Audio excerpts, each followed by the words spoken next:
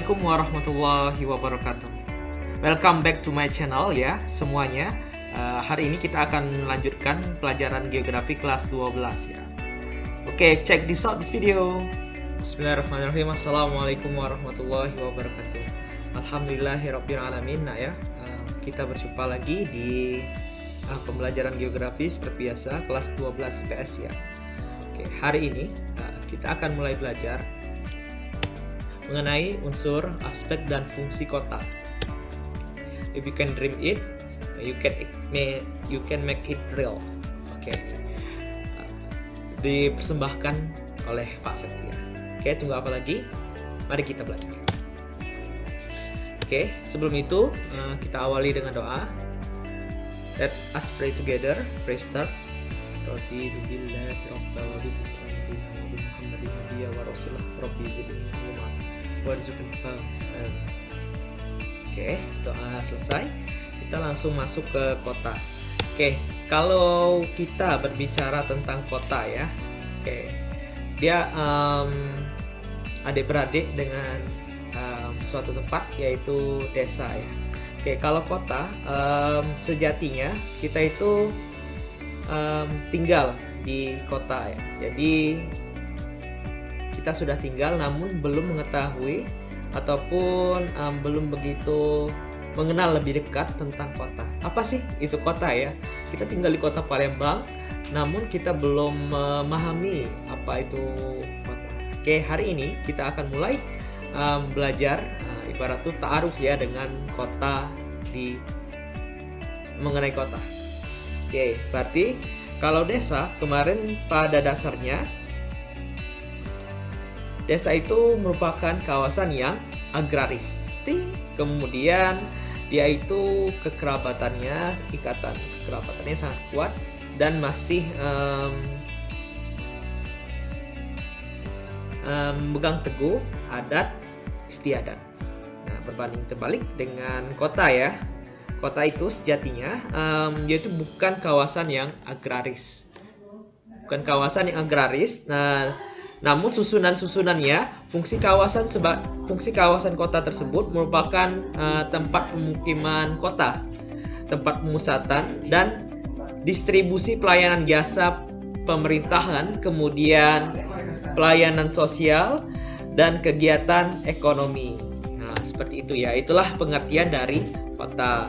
Kemudian next ya, jangan kemana-mana, tetap di slide ini.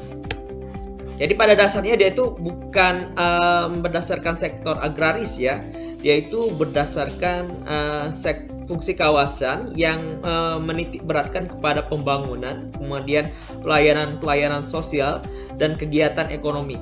Itu kota ya. Oke, next. Tadi sudah kita berkenalan dengan namanya kota. Kita masuk ke unsurnya, unsur-unsur. Kalau itu di dalam suatu unsur geografi itu terdapat unsur-unsur fisik ya, terutama dalam unsur fisiknya ada atmosfer, litosfer, dan hidrosfer beserta biosfer. Nah, kalau kota juga punya unsur-unsurnya. Nah, yang pertama dan yang paling utama, dia itu punya yang namanya jalur transportasi ya. Nah, setiap hari kita ketika mau pergi kemana-mana, kita selalu bersinggungan dengan angkutan umum, baik itu yang sudah disediakan oleh pemerintah maupun yang kita beli sendiri ataupun pribadi ya. Baik itu transmusi ya kalau di kota Palembang, maupun juga motor-motoran, kemudian mobil-mobilan, mobil-mobilan lagi, mobil becak ya, itu semua kendaraan yang menggunakan termasuk alat transportasi kita. Kemudian kegiatan ekonomi. Nah, kalau kita main ke pasar ya, salah satunya pasar di Palembang ada pasar 16, kemudian pasar 10 Hulu, pasar Palimo ya kalau kita sering dengar. Nah, itu pasar-pasar yang sudah disediakan ataupun sudah disahkan oleh pemerintah sebagai pasar di mana tempat kegiatan transaksi jual beli ataupun kegiatan ekonomi sedang berlangsung secara baik. Ya. Nah, kalau di pasar-pasar tradisional itu ya, contohnya seperti itu masih bisa tawar menawar. Berapa bi? 5.000. Ya sudah 2,5 be. Ya sudah. Jangan 3.000 be. Kita mbak tengahnya be, jangan dapat jadian ya. Ya sudah 3.000 jangan dapat jadian. Nah, kayak itu kalau pasar tradisional kita masih bisa yang namanya nawar ya. Coba kalau pasarnya seperti mall-mall. Nah, itu sudah ada tarifnya namun tidak bisa kita tawar menawar. Itu ya, salah satu. Kemudian infrastruktur dan jasa. Salah satunya sekolah-sekolah, kesehatan, kemudian rumah sakit, puskesmas, kemudian pelayanan-pelayanan lain, baik itu dalam hal pelayanan administrasi KTP, kemudian KK, kemudian kalaupun kita berobat juga kita akan bermuaranya kepada puskesmas, kemudian kota, kemudian kalau kita ingin sekolah itu bermuaranya pada sekolah. Jadi di kota itu sudah disiapkan oleh pemerintah untuk membangun manusia-manusia yang baik di masa yang akan datang. Kemudian kalau kita lihat ya, di kota itu rata-rata rumah, tipe-tipe rumahnya itu sedikit modern ataupun lebih modern dari orang-orang yang tinggal di pedesaan ya. Jadi itulah salah satu dari unsur kota. Pertama dia ada jalur transportasi, kemudian kegiatan ekonomi ada di sana, kemudian infrastruktur, kemudian bangunan-bangunan publik. Nah, seperti itu. Next.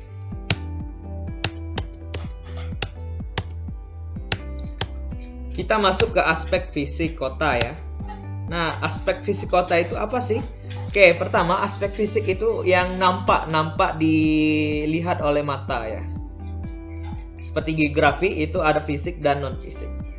Nah, kalau fisik kota itu merupakan kawasan yang terbangun yang saling berdekatan dengan dan meluas dari wilayah pusat ke wilayah pinggiran-pinggiran kota.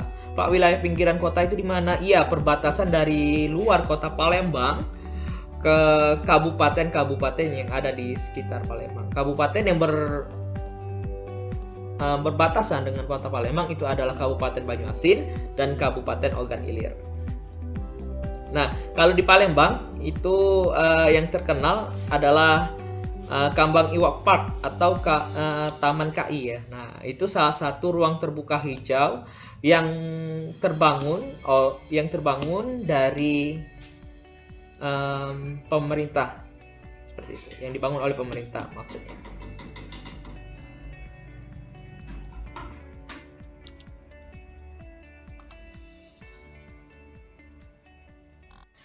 Ke aspek sosial, tadi sudah aspek fisik, kemudian aspek sosial ya.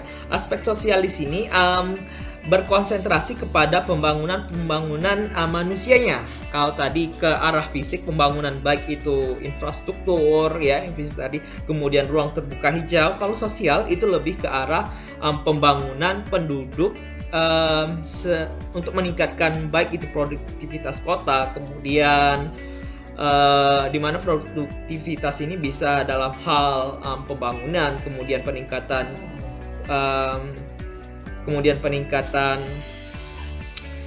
kesehatan, pendidikan, kebudayaan, dan pariwisata ya. Nah, jadi manusianya yang mengelola kota tersebut yang akan ditingkatkan kualitasnya.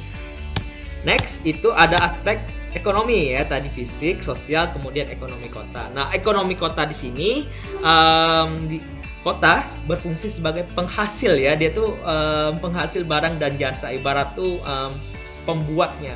Barang yang diterimanya dari bahan mentah dari pedesaan, kemudian di kota itu tempat pengelolaan barang supaya barang tersebut bisa jadi.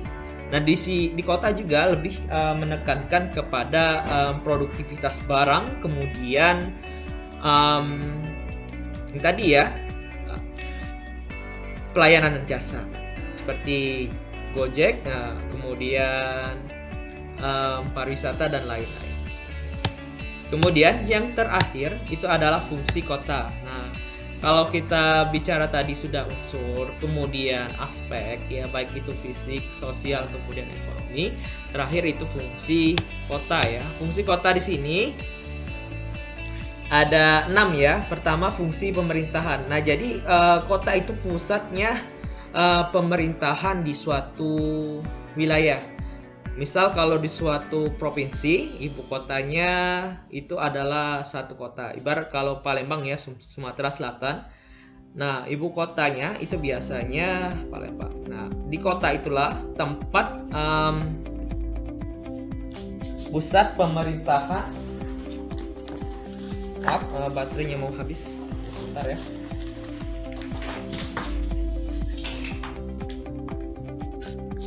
Baterainya sedang minum-minum. Ya, sebagai pusat pemerintahan ya, dimana di kota merupakan pemerintah ataupun pengelolaan daerah-daerah yang ada di suatu wilayah tersebut. Kemudian pusat pengaturnya ataupun pengambilan kebijakan dari pendidikan, kemudian pelayanan kesehatan ya, baik itu perkembangan teknologi untuk taraf kesehatan dari masyarakat suatu wilayah tersebut, kemudian produksi ya, barang dan jasa, kemudian tempat transaksi jual beli ya. Biasanya kota merupakan jagonya tempat transaksi jual beli, baik itu ekspor dan impor, yang tidak lain dan tidak bukan untuk pemenuhan kebutuhan masyarakat di suatu wilayah tersebut. Kemudian kebudayaan ya. Nah, jadi kebudayaan itu sangat melekat di suatu kota dikarenakan setiap wilayah tersebut memiliki kebudayaan masing-masing yang perlu dijaga oleh kota sebagai tempat pusat pemerintahannya untuk menjaga kebudayaan. Dan terakhir yaitu, dan tidak lain tidak bukan, adalah tempat rekreasi. Mau kemana? Mau pergi ke Palembang, mau lihat apa? Jembatan Ampera, kemudian pasar-pasarnya, kemudian mall, kemudian situs kerajaan Sriwijaya dan lain-lain sebagainya. Mau kemana? Ke Jogja. Kota Jogja itu terkenal dengan Malioboro-nya, kemudian ada Candi Prambanan, kemudian Candi Borobudur ya di sana. Nah, jadi selain kelima fungsi yang saya sebutkan tadi, dia juga berfungsi sebagai tempat rekreasi ya. Rekreasi ini juga bisa lokal, kemudian ada juga turis-turis dari mancanegara yang masuk ke Indonesia, dan itu juga bisa menambah yang namanya pendapatan devisa negara. Contohnya kalau yang paling terkenal itu di dunia oleh orang-orang bule itu, biasanya Indonesia dikenal tempat paling terkenal itu Bali ya. Nah, Bali itulah banyak turis-turis ataupun wisatawan asing yang datang untuk berwisata ke kota Bali. Oke, selanjutnya di pertemuan selanjutnya kita akan membahas tentang pola keruangan kota ya, bagaimana